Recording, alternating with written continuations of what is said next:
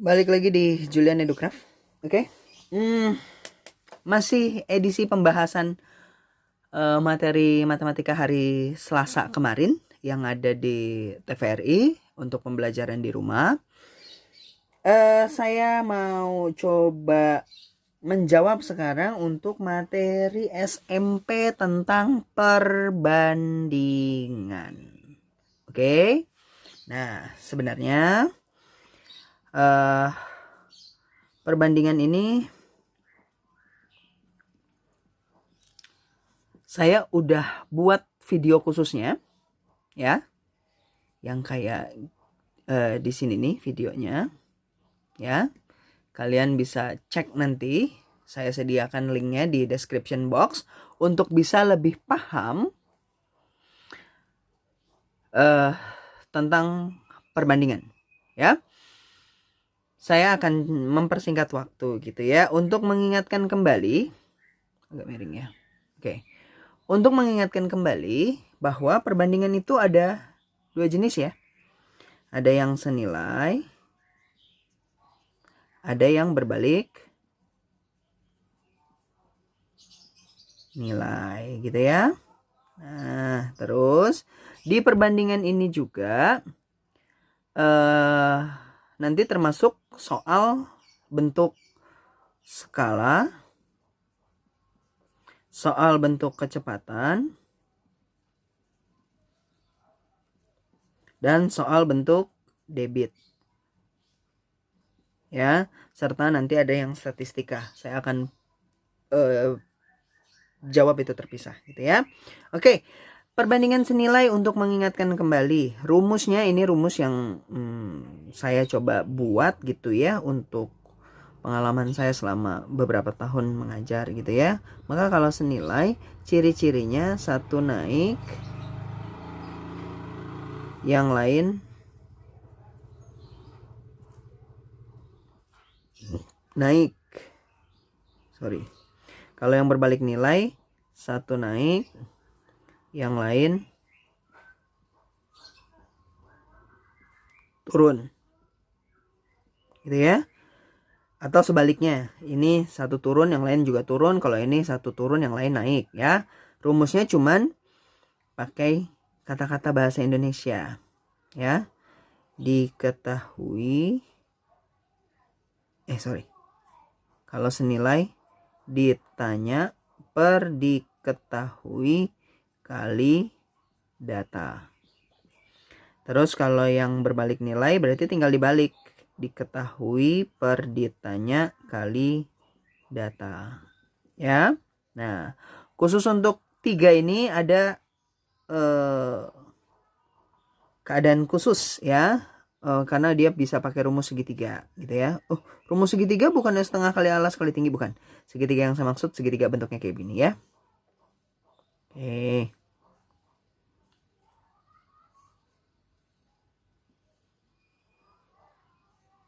Ya, oke. Kalau di skala, saya suka nyebutnya asep. Nah, cara nulisnya gimana? A S P, asep. Ya, nanti penjabarannya akan saya bahas di pembahasan soal. Oke. Kalau kecepatan, saya suka pakai ya nama akronim dari presiden kita, Jokowi,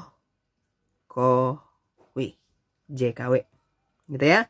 Kalau untuk debit, saya suka bilangnya Po Dewi. Wah, pokoknya pakai V tapi ya. Atau kadang ada juga yang bilang boleh vokalis dewa, boleh aja ya, yang penting singkatan. Ini masalah akronim, kalian mau pakai akronim apapun yang penting nyangkut di kepala kalian, bisa teringat dengan baik di kepala kalian ya. Biasanya kalau hal-hal unik biasanya bisa gampang diingat. Oke? Ya, kita langsung masuk ke pembahasan soal saja biar nggak terlalu lama ya, karena pembahasan utuhnya sebenarnya udah ada di video saya yang lain. Oke. Nomor 1 kemarin yang keluar di TVRI, dia bilang gini, bentuk sederhana dari perbandingan 20 berbanding 5.000. Ya, ini soalnya. Oke. 20 banding 5.000. Nah, caranya gimana sederhanainnya? Ya gampang banget ya.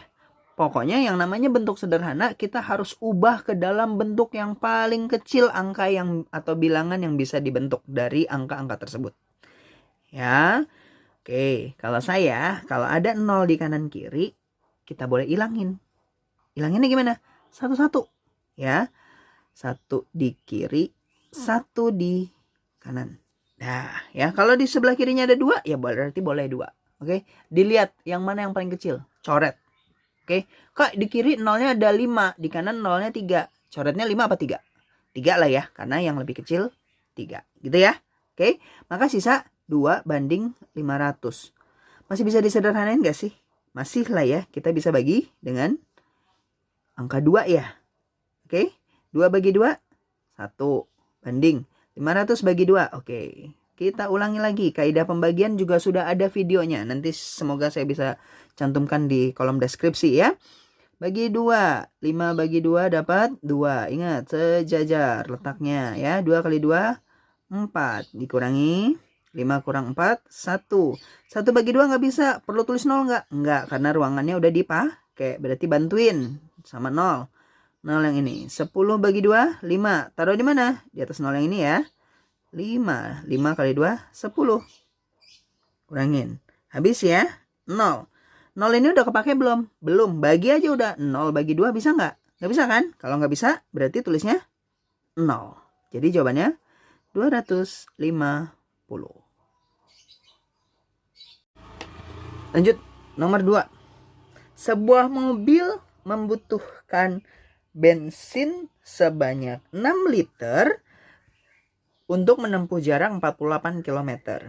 Jika jarak yang ditempuh adalah 240 km, berapa liter bensin yang dibutuhkan mobil tersebut? Oke, ilustrasinya sudah saya buat.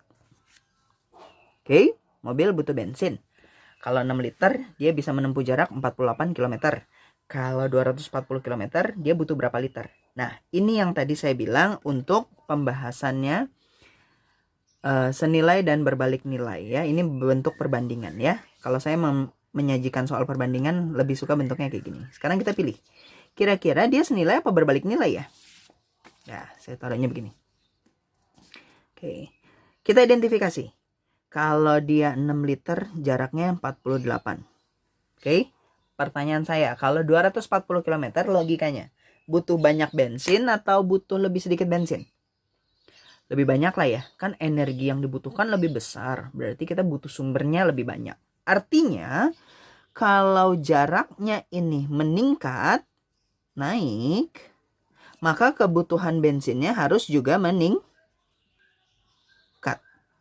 Ya. Ini naik. Berarti satu naik, yang lain naik. Satu naik, yang lain turun. Berarti yang mana yang kedua-duanya naik? Senilai. Maka rumusnya apa? Ditanya per diketahui kali data. Yang ditanya siapa sih? Ini ya. 240 liter berapa liter gitu ya. Berarti 240 km per. Siapa yang diketahui? Nih, kalau 48 6 liter. 48 kilometer. Datanya mana? 6 liter. Kak, ngebedain ditanya per diketahui kali datanya gimana? Saya suka bilangnya gini. Kamu lihat aja kalau data dia yang sendirian nih. Ya, yang sendirian. Jangan lihat yang ini ya. Tapi lihatnya yang ini, yang sendirian. Oke, makanya bentuknya harus kayak begini kalau lagi mau bikin perbandingan. Untuk lebih memudahkan menggunakan rumus ini. Oke, terus nanti tinggal dilihat siapa yang ditanya. Oh, yang ditanya 240. Yang diketahui mana? 48. Kok kenapa ini yang diketahui yang ditanya? Kenapa nggak ini? Iya, kan ini kan sendirian tadi saya bilang. Ini harus jadi data. Maka kalau yang mau ditanya per diketahui harus lengkap. Yang keduanya ada angkanya bilangannya. Nih, sama-sama kilometer. Kalau ini kan liter sama liter? Nggak ada kan? Kalau kilometer sama liter, matematika nggak bisa menyelesaikan ya. Karena kalau perbandingan harus berdasarkan hal yang sama dulu yang dibandingkan. Oke? Ya? Oke. Jadi, ada yang bisa disederhanakan? Bisa ya? Oke. 6 sama 48 ya. Ini jadi 1, ini jadi 8. 240 sama 8? Boleh? Boleh. Ini jadi 1, ini 30. Jadi jawabannya 30 liter. Paham? Lanjut ke soal nomor 3. Soal nomor 3. Sebuah pekerjaan dapat diselesaikan selama 36 hari dengan bantuan 15 orang pekerja. Jika pekerjaan mau diselesaikan dalam waktu 27 hari, berapa banyak pekerja yang perlu ditambahkan agar pekerjaan selesai tepat waktu? Ya. Ini soalnya. Ya, pekerjaan diselesaikan 36 hari 15 orang. Kalau 27 hari berapa orang yang ditambahkan? Ingat ya, ini kuncinya nih, tambahkan. Hati-hati ya. Oke, sekarang kita identifikasi dulu. Dia senilai apa berbalik nilai? Oke. Nah, identifikasi. Kalau ini berarti yang lengkap mana? Harinya ya. Yang lengkap harinya nih ya. Oke. Saya pisahin dulu itu. Harinya nih. Ya. Harinya 36 hari, sekarang 27 hari. Turun apa naik? Turun ya. Oke. Kita logikain. Ya. Kalau pekerjaannya 36 hari butuh 15 orang. Sekarang pekerjaannya dipercepat. 27 hari harus selesai. Gue kagak mau tahu dah. Gimana caranya 27 hari selesai. Berarti kira-kira kalau mau kita kerjakan lebih cepat, asas yang kita gunain apa? Asas gotong royong. Berarti butuh lebih banyak orang apa lebih sedikit orang? Kalau biar pekerjaannya selesai lebih cepat. Butuh banyak orang dong, ya kan? Berarti artinya ketika 36 hari dia butuh 15 orang, ketika 27 hari dia lebih cepat harinya, maka dia butuh orang lebih banyak. Artinya 15 ini harus meningkat di sini. Kalau 15 ke yang lebih tinggi lagi berarti ini naik ya. Nah, jadi paham nggak pengertiannya yang satu naik, satu turun, satu naik, yang lain naik? Harusnya paham ya. Nah, ini kan gitu ya. Harinya kan lebih cepat berarti dia turun. Sedangkan orangnya butuh lebih banyak, berarti dia naik. Kalau satu turun, satu naik, berarti rumusnya, oke, diketahui per ditanya kali data. Yang diketahui siapa? Ingat, yang diketahui yang datanya lengkap nih ya. Oke, yang diketahui. Lihat, berarti pakai yang mana? Yang lengkap nih, yang hari-hari ya, yang untuk diketahui per ditanyanya. Kalau datanya yang sendirian ini ya. Oke? Berarti yang diketahui kan 36 harinya. Berarti 36 harinya. Per yang ditanyanya 27 hari. Kali datanya berapa? 15 orang. Ada yang bisa disederhanakan? 36 sama 27 ya?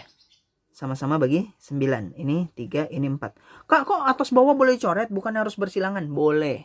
Ya, syarat penyederhanaan pecahan itu yang penting atas dan bawah bisa dibagi. Posisinya di atas sama di bawah. Oke, nggak boleh yang sama-sama bawah, sama-sama atas. Ya, 36 sama 15 bisa sama-sama dibagi 3. Tapi ini nggak boleh, karena sama-sama di atas. Pembahasan ini akan saya bahas lebih lanjut di video lain. Oke, semoga saya akan buat penyederhanaan pecahan ya. Pembahasan khusus untuk pecahan. Oke, ada lagi yang bisa coret. 15 sama 3 ya. 1 ini 5. Jadi jawabannya 4 kali 5. 20 orang. Logikanya benar nggak? Ternyata kalau 27 hari butuhnya 20 orang. Oke? Nah, yang ditanya bukan 20 orang ini. Ini 20 orang kebutuhan. Yang ditanya ditambahinnya berapa? Kita udah punya berapa orang? 15 ya.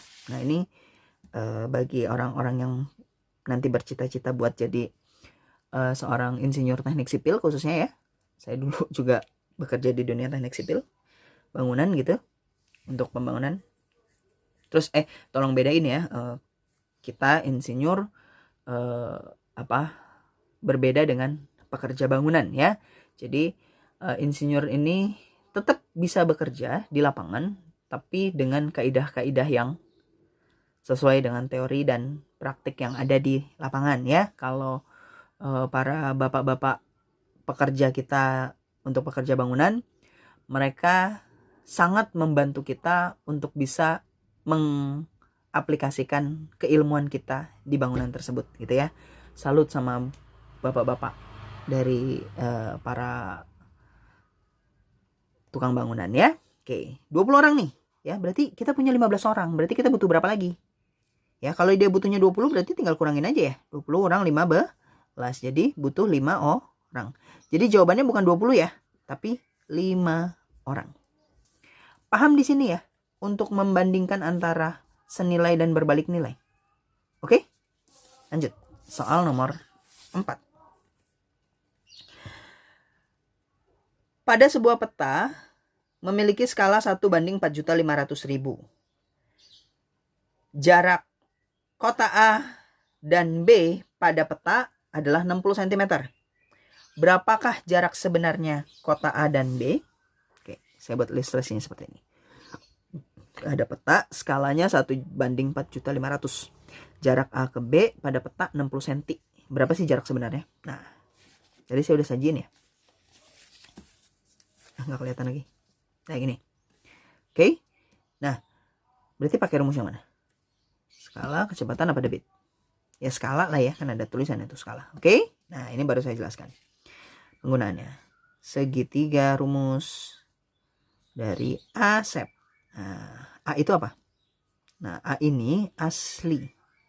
Ya, akronim dari asli atau sebenarnya. Kalau S itu skalanya. Kalau P itu petanya atau palsu, saya suka bilang. Ya, atau gambar. Terus gimana Kak cara nyarinya? Oke.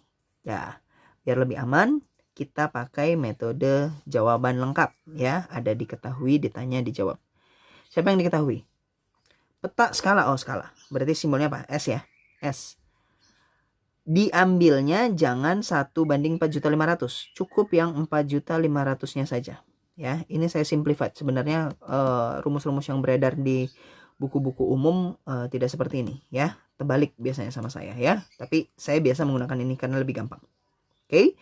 Terus A. Salah. Jarak A ke B pada peta. Peta apa simbolnya? P ya. Berarti P-nya berapa? 60 cm. Ingat ya, skala itu 1:4.500.000 ini dalam sentimeter. Oke? Karena apa? Kenapa saya kasih tahu kayak begitu? Karena matematika kalau misalnya satuan yang nggak sama nggak bisa dikerjain ya. Oke? Yang ditanya apa? Jarak sebenarnya. Sebenarnya apa? Asli ya. Berarti A ya. A yang ditanya. Maka penggunaan rumusnya gimana?